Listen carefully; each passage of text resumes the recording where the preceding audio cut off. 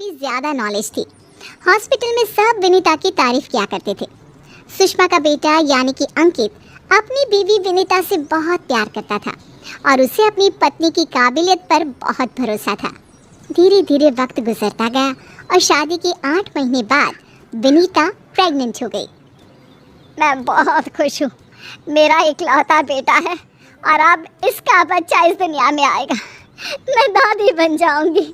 दादी मैं बता नहीं सकती मुझे कितना अच्छा लग रहा है। आपको खुश देखकर मैं भी बहुत खुश हूँ माँ। देखो बेटा, वैसे तो विनीता नर्स है, उसे अपने बारे में सब कुछ पता है, लेकिन फिर भी ना आजकल बच्चे पैदा करने में बड़ी परेशानी होने लगी है। उसे कहना कि वो अपना अच्छे से ख्याल रखे।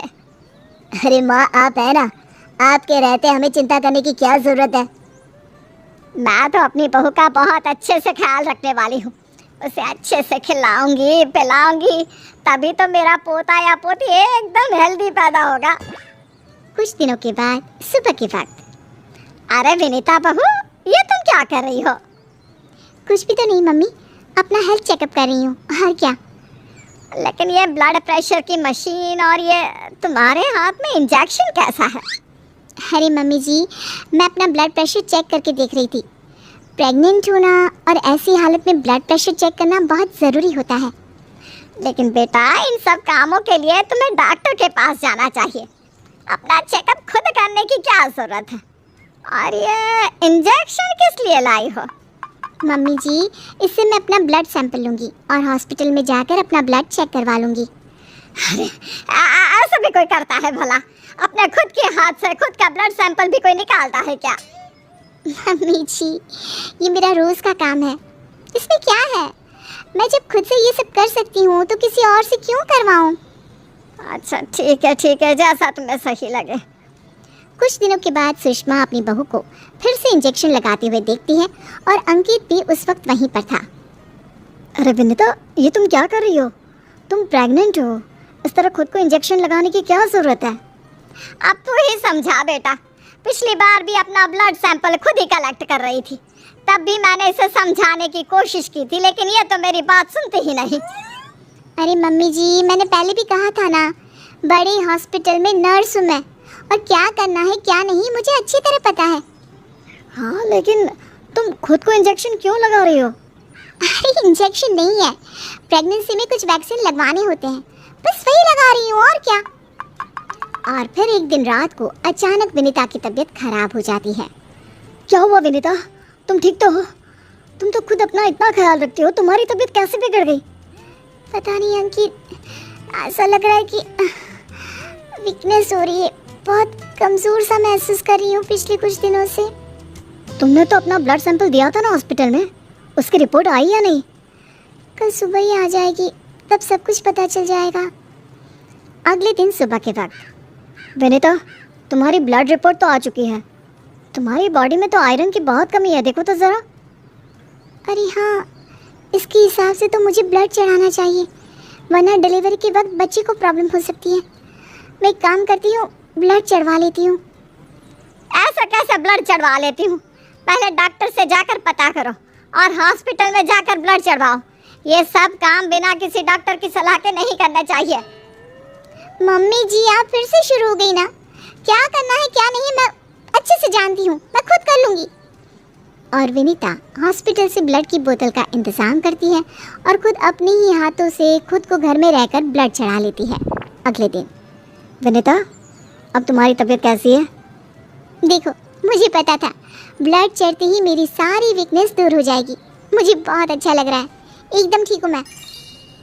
कुछ दिनों के बाद विनीता की प्रेगनेंसी का 8वां महीना शुरू हो चुका था और एक दिन सुबह के वक्त विनीता अच्छे से तैयार होकर अपने कमरे से बाहर आती है। क्या हुआ विनीता, सुबह सुबह कहाँ जा रही हो? बहुत दिन हो गए हॉस्पिटल नहीं गई, सोच रही हूँ आज ड्यूटी पर चली जाती हूँ। डॉक्टर का भी फ़ोन आया था अभी।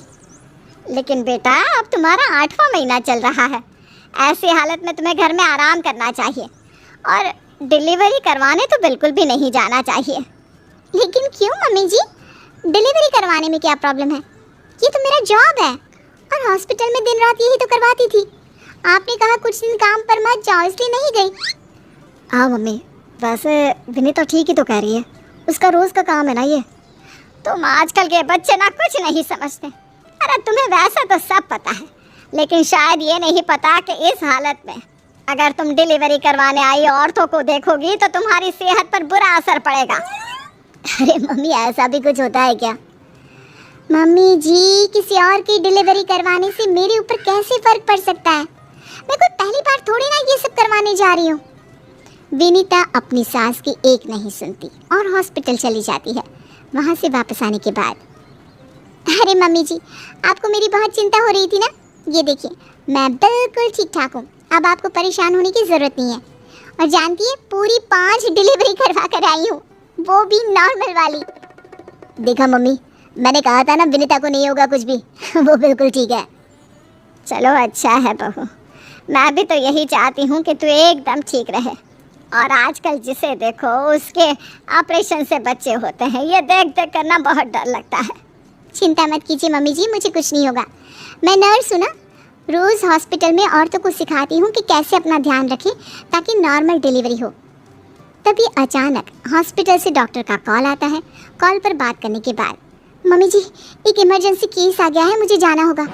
अरे लेकिन अभी तो आई हो, कैसी डॉक्टर है तुम्हारी? उसे पता नहीं चलता क्या कि तुम प्रेग्नेंट हो? ऐसी हालत में तुम्हें ना बुलाए। अरे नहीं मम्मी जी, डॉक्टर की भी मजबूरी है। कह रही थी काफ़ी सीरियस केस है और हॉस्पिटल में उन्हें किसी दूसरी नर्स पर इतना भरोसा नहीं जितना मुझ पर है। मुझे लगता है कि तुम्हें मना कर देना चाहिए बहू। कुछ नहीं होगा मुझे मम्मी जी, मैं अभी डिलीवरी करवा के आती हूँ। कुछ देर बाद अंकित के पास हॉस्पिटल से फ़ोन आता है। अरे मम्मी, जल्दी हॉस्पिटल चलिए, वहाँ विनीता की तबीयत खराब हो गई है। हे भगवान, सब ठीक करना, मुझे तो पहले ही डर लग रहा था। अंकित और सुषमा हॉस्पिटल पहुँचते हैं। क्या हुआ विनीता को? वो क्या है ना, विनीता एक नॉर्मल डिलीवरी करवा रही थी। केस बहुत ही सीरियस था और उस लेडी को बहुत ज़्यादा प्रॉब्लम हो रही थी। क्योंकि विनीता खुद प्रेग्नेंट है तो वो अचानक से घबरा गई और उसे लेबर पेन शुरू हो गया। लेकिन अभी तो मेरी बहू का सिर्फ 8वां महीना चल रहा है। देखिए, ऐसा हो जाता है। उस औरत को दर्द में देखकर घबराहट की वजह से विनीता को ये हुआ है। अरे डॉक्टर, लेकिन डरने की कोई बात तो नहीं है ना? नहीं नहीं, ऐसा कुछ नहीं, हमने उसे एडमिट कर लिया है। तभी सब देखते हैं कि विनीता अपने हाथ में एक छोटे से बच्चे को लिए बाहर आती है।